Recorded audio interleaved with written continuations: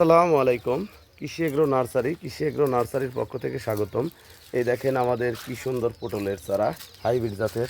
এই দেখেন ঢাকি সাজানো হচ্ছে, দেখার মতো চারা। কারণ চারা যদি ভালো হয় অবশ্যই ফলও ভালো হবে, চারা খারাপ যদি হয় তাহলে ফলও খারাপ হবে। তে ভাইয়ের সাথে কথা বলবো। আসসালামু আলাইকুম জলিল ভাই। ওয়ালাইকুম আসসালাম। কেমন আছেন ভাই? আলহামদুলিল্লাহ খুব ভালো। তে কি করছেন? সারা খাওয়াছেন ভাই পটলের এটি কি জাতের পটল ভাই?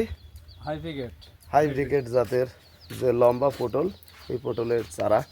কতটি চারা সাজাচ্ছেন ভাই? আজ 1500 লাগান চারা সাজানো হচ্ছে। 1500-র মতো চারা সাজানি হচ্ছে। তো এই যে ক্যারেটে দেখতে পাচ্ছেন চারা। তো আমাদের চারা পুরুষ এবং মহিলা কি আলাদা আলাদা দেওয়া আছে না ভাই একসাথে? আলাদা দেওয়া আছে। আলাদা আলাদা করে দেওয়া আছে।